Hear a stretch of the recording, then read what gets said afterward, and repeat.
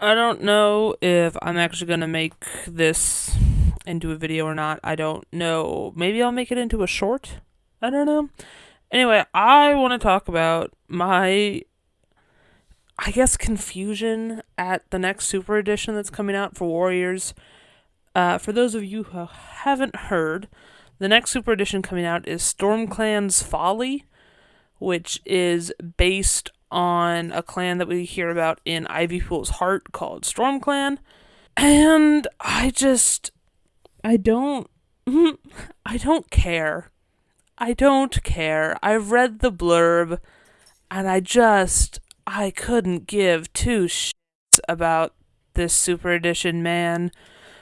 There are three things that happen in Ivypool's Heart: walking, learning about StormClan, and a little bit of touching on Ivypool's grief, which is undoubtedly the best part of Ivypool's Heart. I had fun reading Ivypool's Heart because it's a ridiculous book. It's absolutely absurd. I've seen some people say that they think they're like bobcats in the book. I swear they're described exactly like tigers. I am 100% positive that they are talking about tigers in that book.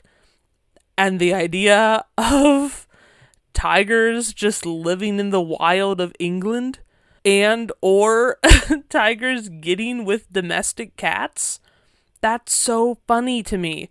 So I had a fine time reading Ivypool's Heart just because it's a hilariously stupid basis for a story. It's so funny. It's so stupid. It makes no sense. It makes a little bit of sense with Warriors lore, but not that much sense with Warriors lore. Anyway, so I think it's funny. So I had a good time reading Ivypool's Heart overall. But the most boring part to me, I know a lot of people were probably mad about the walking, and there's like 3 or 4 chapters that's just, we're stuck in a bush because it's raining. And it is boring. But the most boring part to me was, frankly, learning about StormClan. I didn't care all that much. I cared about Ivypool and her grief. I cared about how these weird tigers were going to help Ivypool deal with grief. I didn't care about, what's her name, Gale Star? I didn't really care about Gale Star, and I definitely didn't care about Stripe Star. Those are boring names, too. But whatever, I grasped that it was part of a point that would be made at some point. The point wasn't made in Ivypool's Heart, because it's left pretty unexplored in like a, how does this impact the modern day cats? And now we're getting a Super Edition. But we're not getting a Super Edition about how this impacts the modern day cats, which is the thing I care about. The thing I have questions about is, why does this matter now? I get why it mattered then, because these were cats going through it then. How does this impact Jayfeather's daily life? Or Hairstar's daily life, or Frost Dawn's daily life? Like, that's what I'm interested in. I'm sure that's what the next arc will be about, but to have a Super Edition, the point of this, I'm just rambling, the point of this is to have an entire Super Edition that is about to tell us the exact same things that we were told in Ivypool's Heart. I don't understand. I don't understand the point of it. It was boring as hell in Ivypool's Heart, and now we're just gonna have more pages to deal with it. I would even say, if the blurb was like, recently losing StormClan, Gale Star now has to learn how to live with fucking tigers, I'd be like, okay, that's still weird, but interesting because it's weird, because it's about the tigers. But like, the blurb talks about how it's gonna be about StormClan forming.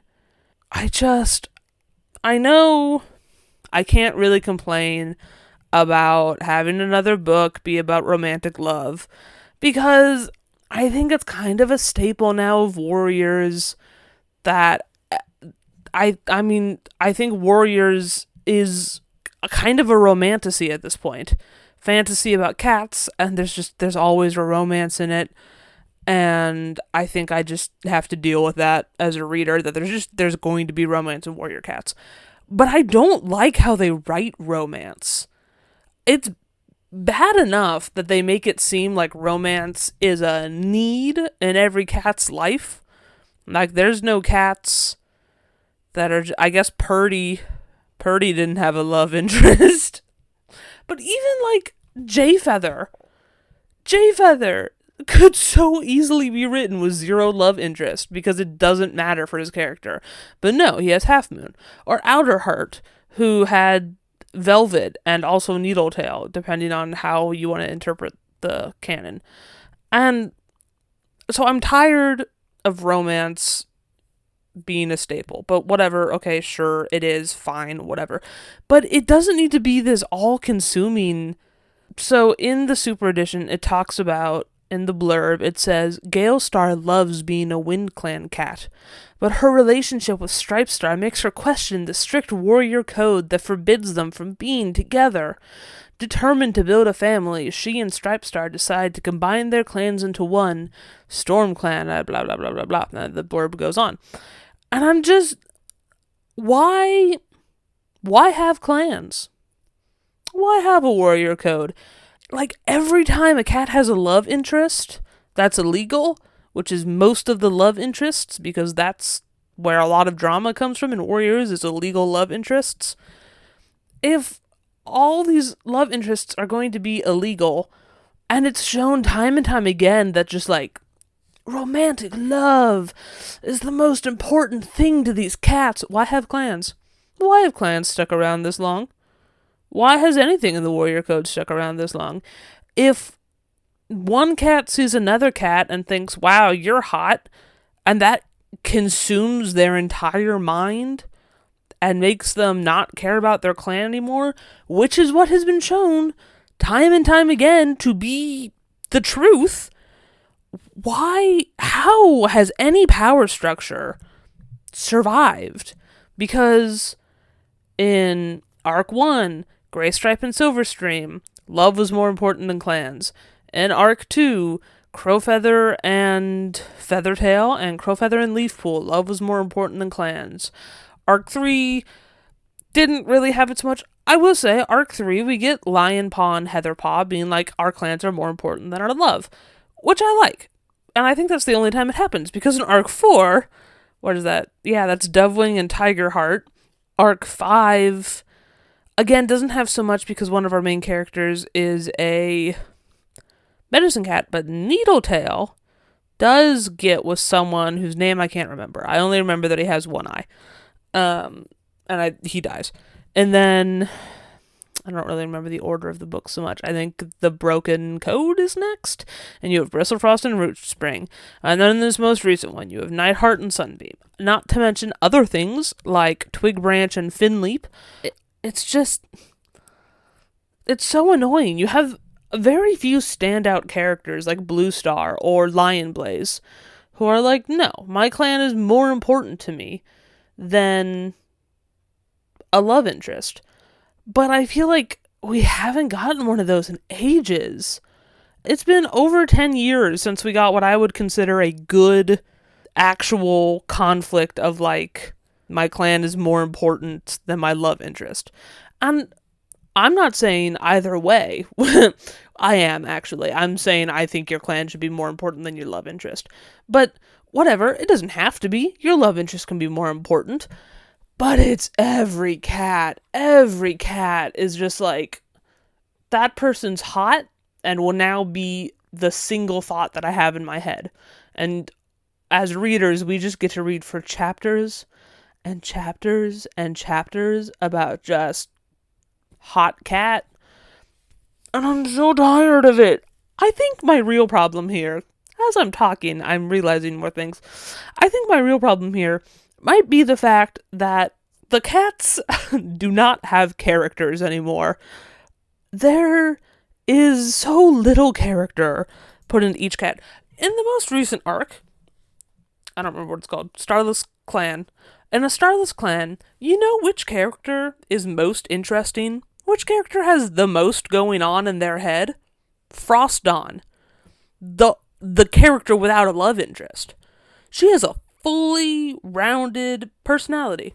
She has wishes and dreams and fears and gets like genuinely tired. And Sunbeam was really interesting when Sunbeam was first existing in the first book, and I knew immediately. I was like, oh my gosh, Sunbeam and Flamepaw Nightheart are gonna get together. I knew so immediately.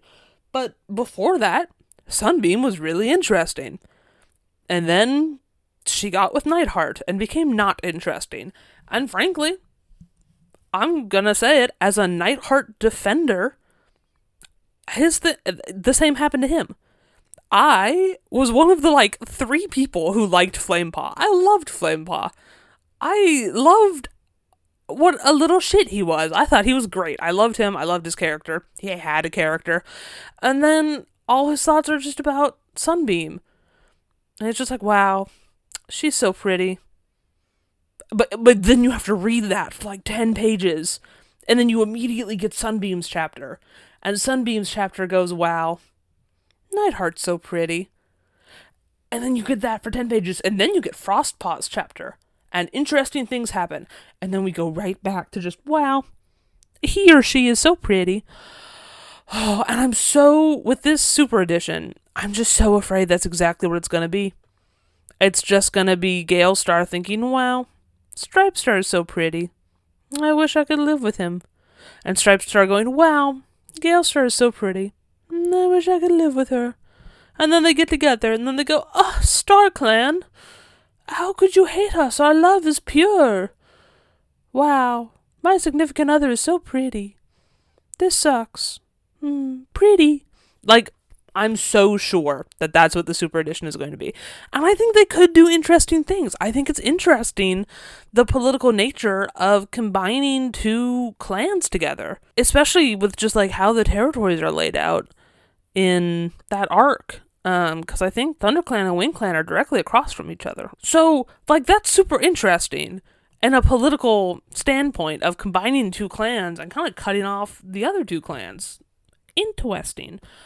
But I just don't think they're going to make it interesting. I think it's just going to be Gale Star and Stripe Star making doe eyes at each other for 300 pages. And we'll be getting both of their perspectives in this Super Edition, it sounds like. Which is new to a Super Edition. I don't think all new things are inherently interesting. I like that Super Editions are just one point of view. I think there's a reason for that. I think it helps us understand the characters. And with it being 2 points of view, I just think it's going to be so boring. I want to go back to the fact that I don't understand why this Super Edition exists. We got the story. We were told the story in pretty excruciating detail in Ivypool's heart. It took up so much of Ivypool's heart, and it was boring then, and I just think it'll be more boring when we get to hear it a second time in more words. Gosh, I'm so uninterested. I probably won't buy Stormclan's Folly. I'll see if other people say it's worth the hype. If it actually pertains to something in the main arc, I'll probably just wait until it comes to my library and read it for free. Because I can't imagine it being any good. I can't see it being any different from any other, wow, I love someone, and this will be my only thought. I will have no personality, but love. And I'm so uninterested. I'm already bored by the blurb. Let me know what you guys think. Are you guys excited for Stormclan's Folly? Did you guys have a similar reaction to me? I haven't heard anyone talk about this. I'm genuinely interested to hear what other people think about how the Super Edition is going to go. Because I think it's going to be bad. I don't think it's going to be worth money, and I don't like the cover. So, yeah, there you go. There's me yapping about Stormclan. I'm not excited, and I'll talk to you later.